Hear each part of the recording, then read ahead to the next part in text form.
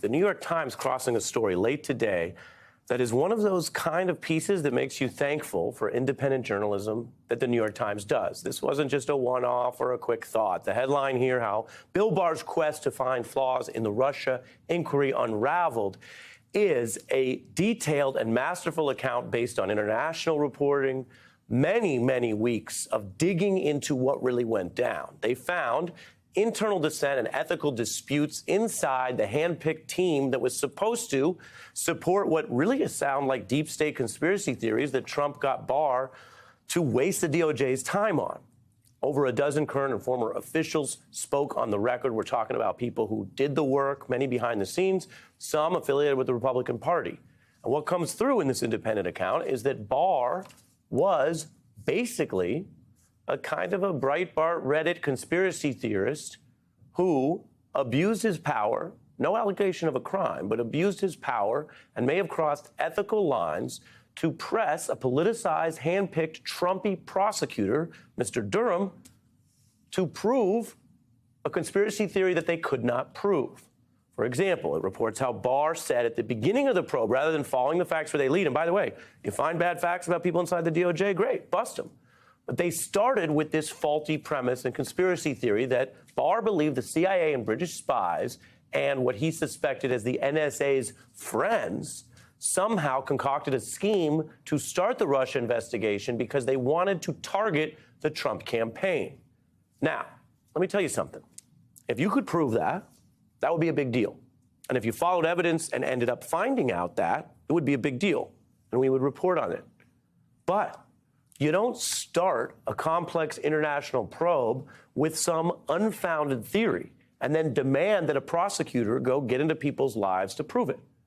And here's the thing about Mr. Durham, who I will say previously did have a long record of doing all kinds of reasonable probes, but who, as we reported, looked increasingly unhinged and political in this role. Even Mr. Durham, with his assorted powers, and the Biden administration did not interfere when he kept working after the transition of power, he didn't find any evidence to support any of that.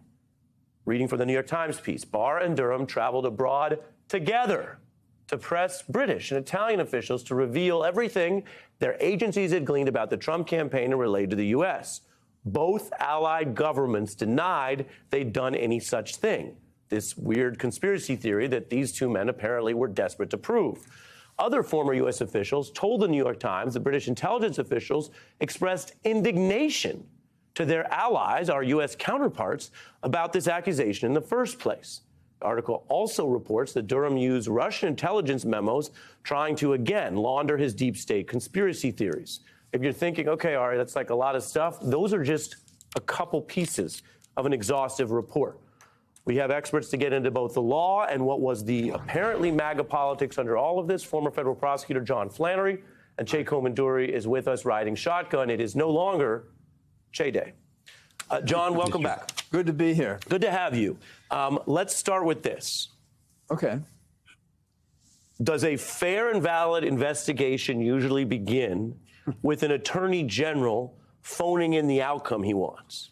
Well, no, it doesn't. Well, let's say no honest one begins No that honest way. one, right. Yes. So if this is dishonest, what was Mr. Barr up to? And does it matter years later, people busy, people moving on, does it matter that he is getting aired out in the New York Times today?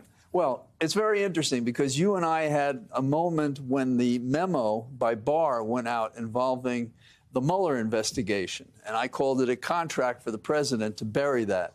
It was after that that they assigned Durham basically to find how the Russian investigation was all made up, and then they mimicked all the things that they were supposedly investigating. Mm-hmm.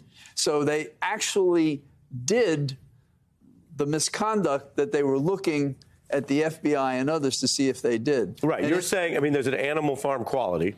Yeah, yes. That what everyone thinks of Bob Mueller, he was basically always a registered Republican who had a lot of esteem. And when he did the report, the only thing that I think he caught a lot of public flack for was, after indicting a lot of Trump aides, he didn't make a forceful case against Donald Trump, which kind of speaks to his fairness, whether one agrees with it or not. Right, well. And then Barr comes around here and says, let me discredit all of this. And your point is that was wrong. And then in court, They failed. I mean, they couldn't prove any of this. They couldn't prove it. And there is a parallel with the Mueller investigation as to Barr's conduct, because when the Inspector General did his investigation and said that there was some problems but nothing serious, Barr came out and said, oh, that vindicates us. That shows that there was. So he exaggerated in both cases.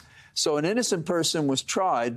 But on top of it, they found evidence, they thought, of financial bad dealings by Trump from Italian sources, and they buried that. So they buried something that might have disclosed misconduct by Trump, and they were hyping other stuff. Now, had we not let me pause you there. Yes. The Times talks to a lot of people. This is quite a story. It is. They describe this as fundamentally wrong, meaning incorrect, and unethical. Absolutely. Do you agree with that, and do you think any of it passed a further line? Well, yes, I do, because we're talking about using grand juries and people. And so, yes, it's unethical. What is unethical is sometimes not illegal, but all the different papers that were filed and so forth, somebody's going to have to look at that and find it out. Now, Danahy was his second in control, and she was like the canary in the cave. When she left, it was clear that it had to do with the ethics and that Durham was doing what he was told to do, not what the facts and the law justified. Yeah, you're reminding us, and the article refers to this, we reported at the time, that Durham then picked someone to be his deputy, his number 2. Yes. And she left in apparent protest, but according to secrecy, we didn't know exactly why. And you're saying this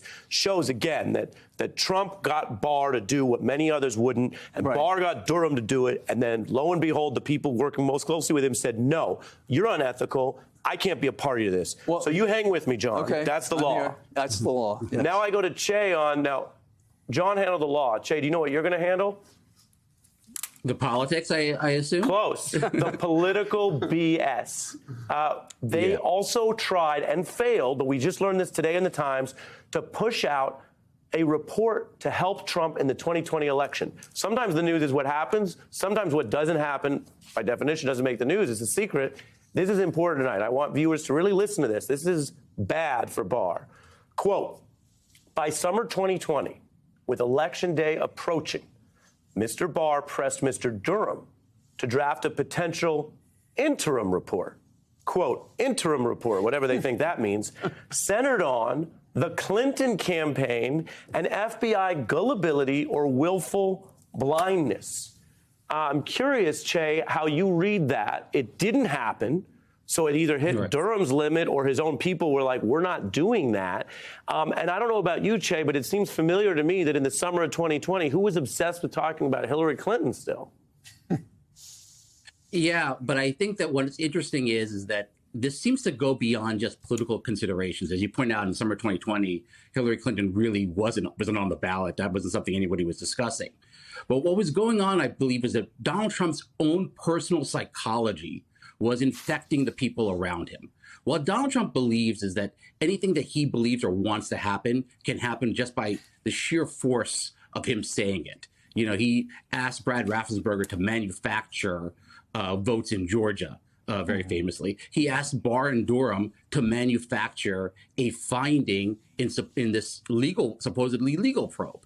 He wanted this to be manufactured at his will. That's his psychology. That's how Donald Trump thinks about the world. And one of the things that's very clear about Trump and Trump world is the longer you spend time there, the more like Donald Trump you become.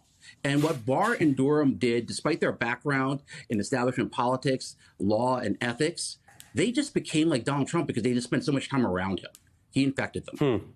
Yeah, I think you're right. I mean, that's why I mentioned the Clinton thing is vintage Trump. Other people would not really think to do that. It suggests that got pretty far.